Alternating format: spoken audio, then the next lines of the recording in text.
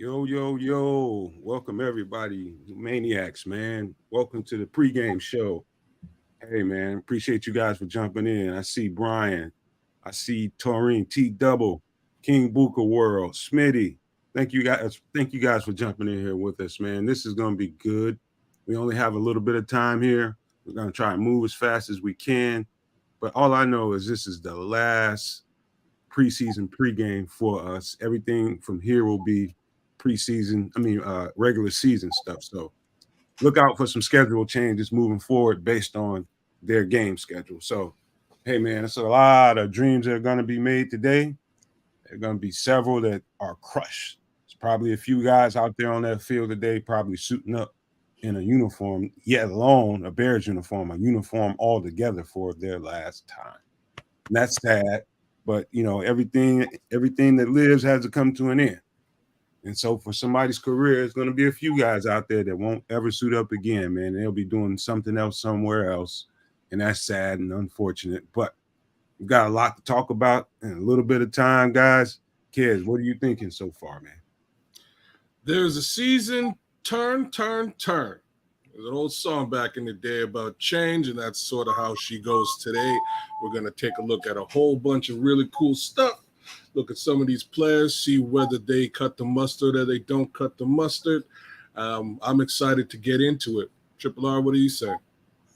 I'm saying this game right here, this one preseason game, it has more weight than any other preseason game that we've watched as an organization, because this was always the time frame of, all right, well, these third and fourth string scrubs, nobody's watching that. We tune out. We want to see the first string. But if the power of polls is compelling us, these third and fourth stringers that are fighting for this roster is the future of this organization. These are our seedlings that we're going to be nurturing. So pay attention and see who flashes. All right. So just with the little information I've gotten so far, I see Tremaine, Main Savage is suited up. I see Yannick is suited up, so we might get our first look at him. Who's not playing so far that I know of? I think Valus is not playing. How about this? The starting O-line. Let's talk about that. Let's just get right into that. And it looks to be Braxton Jones from left to right. Braxton Jones, Cody Whitehair, Doug Kramer, Jatiri Carter, and Larry Boone. About what you guys figured, right? What do you think? What do you say, kids? Sounds about right. I was you caught me with the Valus Jones situation, to be honest with you. I had to quickly jump into Twitter and take a peek at if I can find some more in-depth information there. I'm very surprised. He didn't practice all week. I know that. Well, there's that, but we kind of really want to get the opportunity to see him, especially with Reed now gone and who else got chopped off? You just wanted him to get Dante Pettis as well. You just wanted him to get cut, so knock it off. Hey, look, damn. I don't. It's funny you say it like that. I'm not that evil a guy, folks. I'm not that evil. I have nothing but love for Valus Jones. Like let's get that out there. Let's get it out there. Nothing but love. But facts are, my guy has hand issues, and I would like to see whether those hand issues are progressing or not. If the idea is to put him back there, I'd like to see it be a successful move. Just see it on the field. On a game like today when things don't really matter, let's see that on the field. That'd be great. He has nothing but opportunity at this moment, especially with those two other guys who potentially could be returned, in the factoring into the return game, gone. Now, with that being said, because he's a polls guy, power of polls compelling us, power of polls compelling Ryan Poles, he might be keeping Valus Jones regardless. Now, last thing to say about the Valus situation, we had a whole ton of guys who are going to see the chopping block from 31 other teams in the next week. So I was really hoping to see what Valus Jones puts on the field today so they could make a final decision in that respect come next week. Yeah, man. Josh Jacobs just got signed, by the way.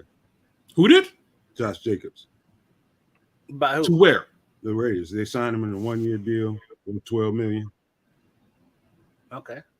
So that's where he was, right? He stayed. Yeah, he was holding out, man, because they had him under the franchise. It's going to franchise him. He never signed that. Okay. All right. Now the original question was about the offensive line, but damn if Canada did get to the wide receiver room.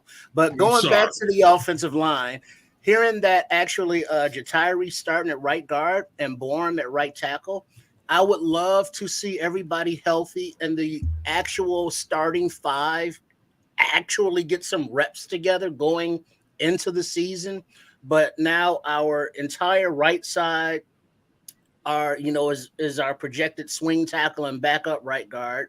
And then you got Patrick at his natural, hopefully center position, to actually get reps there. And then Whitehair is sliding back to the left side, and then Jones, the forever stable, even though no bad hater. So, I would just like to see all of them, as a unit, but that's not happening. So let's look at what we have against starting talent and measure them up by that litmus test. Yeah. Hey, Brian Hendren says to kids, your lips say Valus, but your eyes say it, you don't. That's right. Hey, man. Tell him to keep that fork tongue back in his face, man. I got to start doing this non-video podcast style like nomads. Y'all can't really read that, but anyways. Hey, man, listen. I like the O-line they put out there. I want to see if what's going to be interesting is to see if I've seen so many combo blocks with Doug Kramer. It's almost like you didn't really get a good chance to see how he plays one-on-one against guys. I want to see him solo guys, see if he can anchor by himself without help. That's one thing I'll be looking for on the line. And I think this is also the opportunity for Larry Bourne to shore up that swing tackle spot if he's ever going to do it. And then also with that, I'm sorry to cut you off, kids, but if Bourne is starting on the right side, so that means after Braxton Jones, we're going to see Kellen Deesh, we're going to see Collins, we're going to see how they look on that side as well. Absolutely.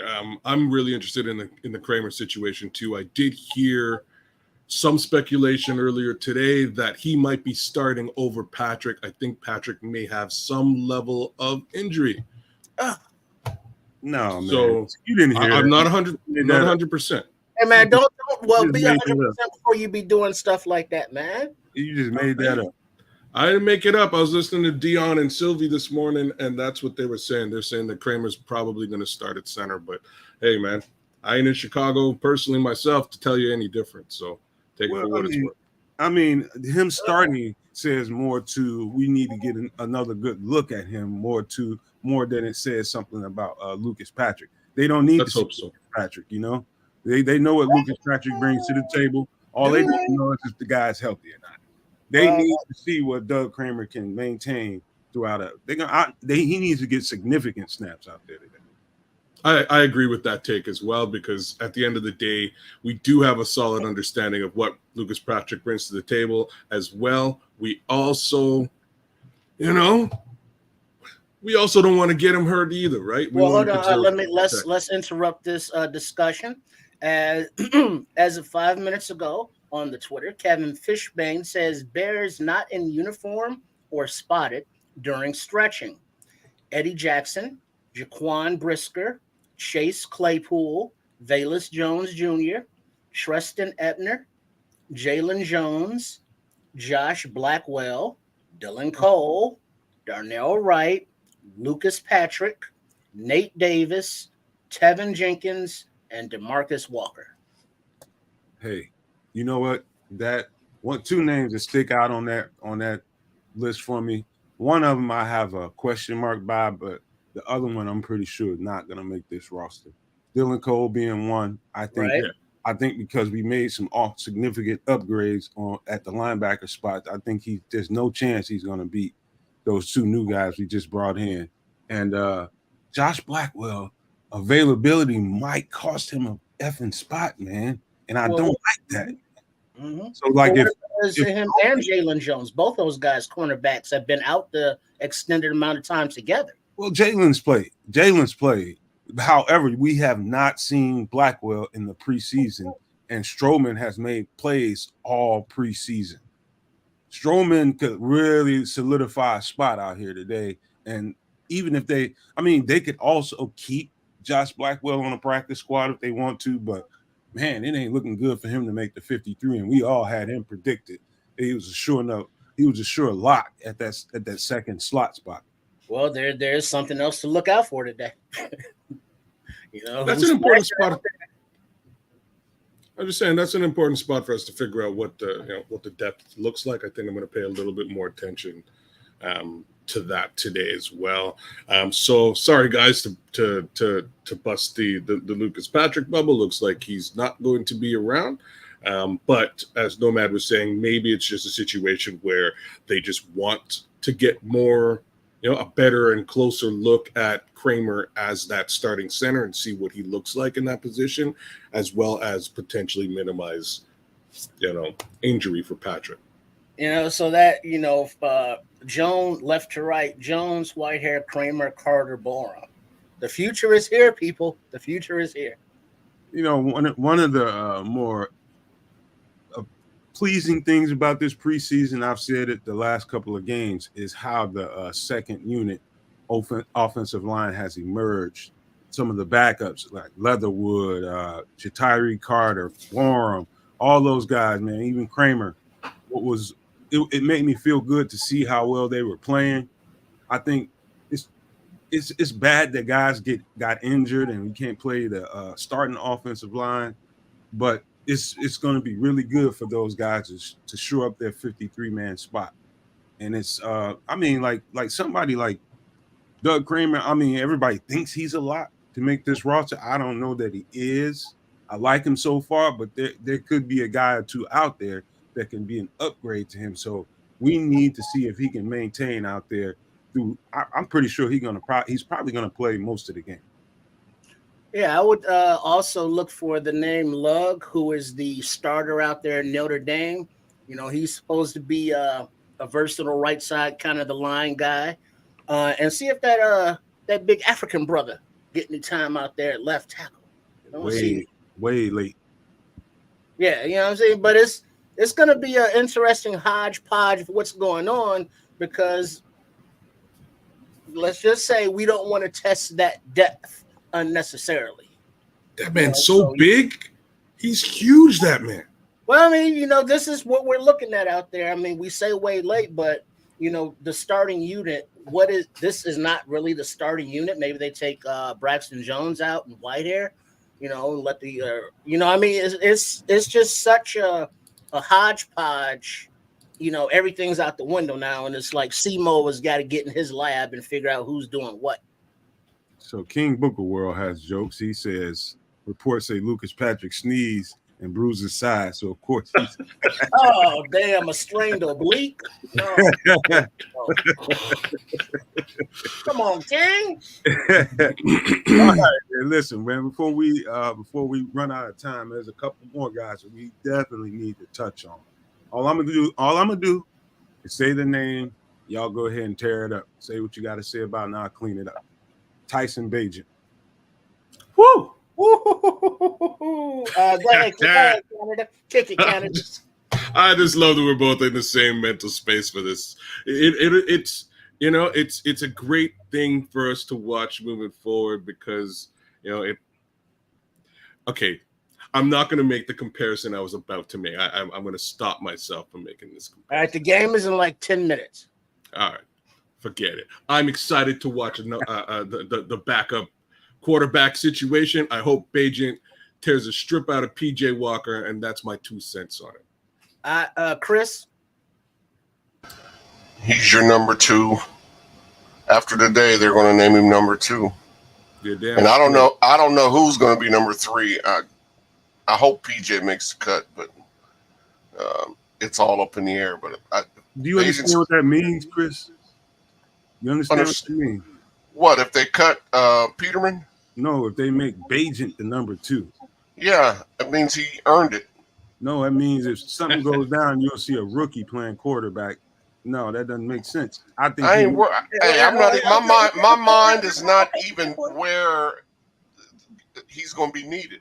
Right. I mean, if Fields goes down, who cares? Knock on wood. Knock on wood. See what you started, Canada? Yeah, I just think give him if he earns it. That's what preseason is about. Yeah. Well, if he earns it, give it to him. I'll kind of piggyback that, but also agree with Nomad in the sense that PJ Walker is the veteran. Mr. Peterman is the veteran. If Bajent comes in and shows on the field that he's beating these guys out, okay, he's earned that number 2 spot. But theoretically, you would want PJ the number 2 and Bajent the number 3 to just let him develop and don't put him in that position of where if Justin, goes down, now he's the guy. Keep him on the roster. Don't risk losing him on the practice squad. But Mr. Peterman, the 7-year vet, we know what he is. His ceiling is reached. Bajent is like, oh, yeah, this is what we need to be developed. And I realize, that teams haven't schemed against the Bears in the preseason. I realize that. But he has shown above average moxie, calmness, and he's played better than the other 2. True. And they haven't schemed against them either. In other breaking news, Taurine just said Bob Barker died. I thought he was already dead. Well, cold-blooded. I didn't know he was still alive. Yeah, he was about 99 though. But Triple R, come on down. That's what Peter just said. He's like, Bob Barker, come on down. You're the next contestant for the pearly gates. That's now not funny. Y'all should be laughing at that, man. Y'all sick. Well, it's cold-blooded. All of y'all. Some of you got Triple R is touch, and it ain't by no damn angel, man. That's not funny. Hey, there's the devil over there, angel over there. What are you gonna do? I don't think come on down means going to the pearly gates. That would be come on up. Hey, he was in Hollywood for a long time doing stuff. But I think Holly, ask Holly. God, wow. Remember Holly? Hey, she was the main. I remember all of them. They're all. Hey, man. Hey, listen. Yo, rest in peace, Bob Barker. We're cracking joke. Rest in peace, Bob Barker. He was a real one. I have to give it up, especially that little fisticuff situation with Adam Sandler in that movie. It was great. Anyway. Was it? Happy Gilmore. Happy Gilmore. All right. We only got a few minutes, man. We only got you send him his flowers. Let's keep it moving. All right. So we're going safety room now. PJ Walker has the most to prove. It's not even about Bajent, but PJ Walker has more to prove right now. Bajent still got something to prove, but PJ Walker is fighting for a little bit more. Yeah, PJ's got to show something today. He's got to. Agreed. They're going to have a tough decision to make. So, if Peterman outplays him today, I'm officially worried. We're talking about Bajent. Love the kid. Excited to see him play. If Peterman outplays PJ Walker today, I'm officially worried about his position on this team. Real talk. If he outplays him today, I have no problems with Peterman being that veteran presence. So, go ahead, Trip. You about to say something? No. Go. I was just being in pain if PJ Walker gets beat out by Mr. Peterman. That's not something that. It's a painful thought. Yeah, it is. I don't think, what I told you 2 weeks ago, kids, I don't think that's, I think they realize, they've got a history with Peterman. They know his ceiling has probably been reached. I think he's fighting an uphill, muddy hill battle. So we'll see. Well, I agree with you there, Chris, and I think that was sort of the plan for him to fight that muddy uphill battle. But we got one guy on the hill that just been sliding. So yeah, and we owe him $2.4 million. Matt Hepler, that's peanuts. Matt Hepler says, "What's up, ladies and gents? I swear to God, if Flus tries to hide Bajent, he's going to be pissed. I don't think that's going to happen at all. I think they need it's necessary that they see him if he can do this again and kind of reassure them that they made the right move by bringing him in. I said, I don't think they get nothing by trying to do that.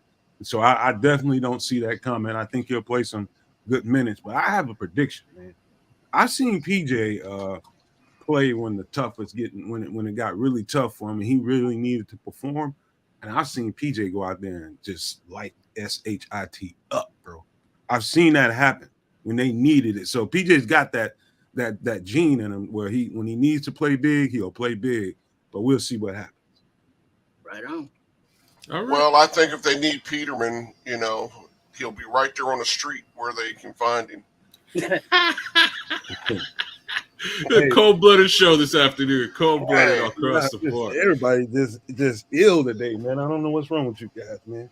It's too early on a Saturday Game morning. day. Saturday Game day. Oh, Lord. in the park. You think you? King Booker said, PJ, you better get your ish together, bro. But yeah, PJ, I've seen PJ play big in big games. I got you, Trip. He's gonna feel some kind of way about all the talk being surrounded. He's gonna play, man. If he doesn't, he might be in trouble. All right, like I say, I'm cautiously optimistic about that whole situation because I really didn't see Bajent ascending as quickly as he has. This is great in my opinion, and once more, there will be cuts out there that we could potentially look at to fill that. We're gonna talk about that later on. Veteran void. Later on, we got an after show. We're gonna talk about a lot of that, man. We're gonna talk about. Yeah. And am I right, Chris, when I say we're doing 53-man prediction later on? Yes, we are. We're going to consult with Nostradamus. Are we doing that Sunday? That's Sunday. Yeah, we're going to do that tomorrow. Okay, so we'll wrap up this game and get some predictions out there, but we'll do the whole 53-man tomorrow night. So we'll do a whole show wrapped around that. And so you guys make sure you show up for that, man. It might be some interesting things happening in that show, man, because it could be between now and Sunday, a lot of things could happen. You know what I mean? A lot of things could happen. It could be people waived, could alter the 53-man that I got put together already. Could be some additions. I don't know. But it could be a lot of things that happen between now and Sunday. So do not miss that show. It's going to be good. Now, that's on Nomad at night tomorrow, Sunday. Now, we're doing a post game this evening? Yes, we're doing Nomad. We're doing the Nomad at night post game. So right after the game, maybe right after CHGO, guys, we'll probably go on because there ain't no use in tussling with the juggernaut. Just let them finish their show and we'll go on right afterwards. So go ahead. You guys can go ahead and watch their show if you want, but make sure you tune in to us. And then bring your appetites because the kitchen is going to be heating it up. Right on. You know how we get down. You going to give them a hint? It's going to be heating it up. It's going to be okay, a little caliente? No. But it's going to be good. Put it like that. Make sure there's no eggs or hot dogs involved. Oh, no soup for you. Oh, God. Hey, you know what, man? You know what's interesting, Chris? Everybody loves Dieter. I love Dieter.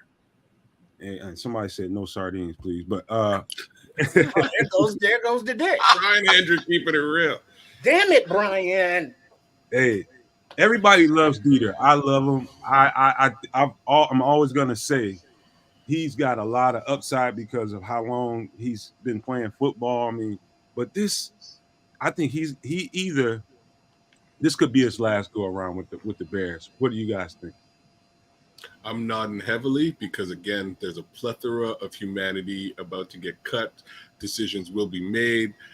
We have a couple of injuries on that offensive line. As much as everybody loves Dieter and is pulling for Dieter, I don't see him making it past next week, Tuesday, guys. I'm just going to put it out there. Hey, Dieter has, survived the regime change. He's been a practice squad dweller. He's made the flashes, but he's never stepped up and was like, yo, this is my position, whether it be center or guard. It's time for this is Nomad Live. So it's time for him to poo-poo or leave the loo. So just Matt Hepler is giving us a statement. I'm gonna trust Matt and say he's a trusted source for now, man. Hopefully what he just put up there is accurate. He said, just heads up. Poles was interviewed by Joniak on ESPN 1000. Couple of updates. He said the rumors about Indy and the Chiefs were false and highlighted Velus as a playmaker. He's locked with the lock emoji. So what do you guys have? What do you guys got for that? First one is I can't stand listening to Jeff Joniak on my own volition. That's just the first thing I'll say. I almost watched that this morning. I was like, oh man, I just can't stand Joniak. He drives me crazy. That being said, yeah, I think we're in a situation where Velus Jones is the guy that Poles drafted, and he's going to want to keep him around. I can't blame him for pushing the envelope here. We'll just again keep our fingers crossed and hope the Velus Jones experiment proves positive. As far as the rumors with Indy and the Chiefs, honestly, they just didn't make any bloody sense to begin with, guys. So that's not surprising at all. At least we have confirmation that Poles is not crazy, right? Like, we have some injuries on the O-line. Yeah, I could see him looking in that direction. But running back, the most valued position in the league, and these guys are asking a first-round pick for this particular running back, but won't pay the running back. Yeah, I don't want to have anything to do with that, and hopefully Ryan doesn't either. The Chris Jones situation, I kind of like what our D line looks like, including the DTs. Just watching Gervon Dexter the other day, I was watching some clips, and he blew past Nelson. Indiana. Who? Quentin Nelson. Blew past Quentin Nelson, and Quentin Nelson is a monster. All of y'all should remember, because there was a lot of speculation in us picking up Quentin Nelson in that draft. End of the day, I'm very intrigued in what our DTs and the interior line is going to do today, and I want to pay a lot of attention to that. That being said, I thought it was crazy to think they'd go shell out big money for a position they just double dipped on in the draft. Well, it is also funny that the fan base says, oh man, if we get this all-star who's 30 years old, going to be like really expensive, we'll be in the playoffs for sure. And then we get this running back who has an injury history, but it's going to be expensive, and then we'll be a top-notch offense for sure. It's like, we don't know who our damn offensive starting line is right now. Calm down, y'all. Pump your brakes. Ryan Poles and Ian Cunningham want to identify their new young talent. So in a few years, whether it be Pickens or Dexter or both, they will be the new Chris Jones and the Buckner from Indy, you know. So they're scouts. They're not going to go out and trade for old talent that will disrupt the building process just to get ahead. They're going to stick to the plan, and they're going to draft their guys, and they're going to look for waiver wire and free agents who fit the system, and they're going to progress like that. You guys do not, Kareem Whitfield, thank you, bro. Thank you, T-Double. Hit that like button and subscribe if you have not, man. The best way to show your solidarity with the guys, man, and what we do is to like these videos and show them that you really like the content, and subscribe just to show your support to us. That's the best way to help us out. If you want to help us, show your solidarity in that way, man. So please make sure to do that. However, before we get out of here, I'll just speak to that point about the Indy and KC situation. I thought both of them were possibilities for reasons that I think, especially Jones, Chris Jones. He's really unique. He's just very unique, and guys like that don't come around often.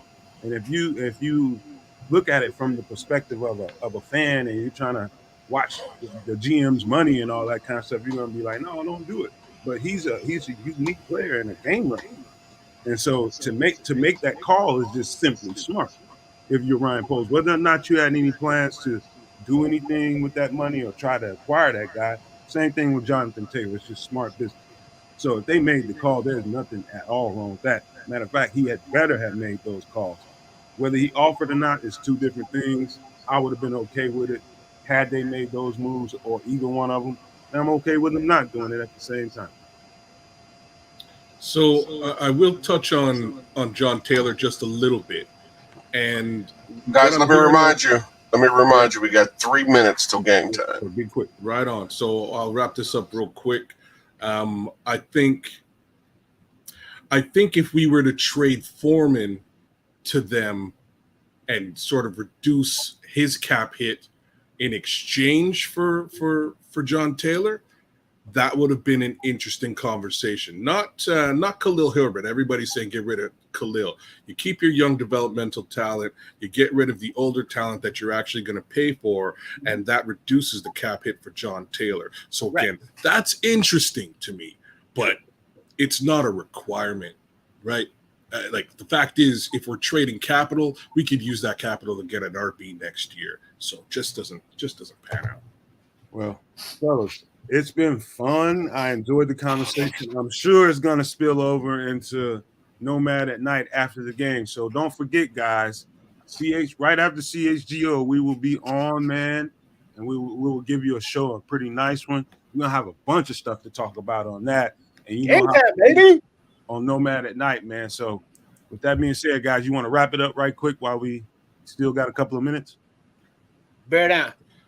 Bear down, baby. Enjoy the game. And we're almost at season kickoff time, folks. Let's do this thing. Okay. And remember, people, that these young fellas, this is what we're going to be working with for the next few seasons. So see what we got. Okay, yes, sir. Help me out with something. We're going to try something new on that to close this show. I'm going to say all Bears, and we all say in unison all the time. Y'all good with that? Let's do it. All right. So we're going to get out of here, guys. And don't forget, this is Nomad Live, which is all Bears all the time. Yeah, we got to work terrible. on that. We'll work on it. Peace out, guys. Love, peace, and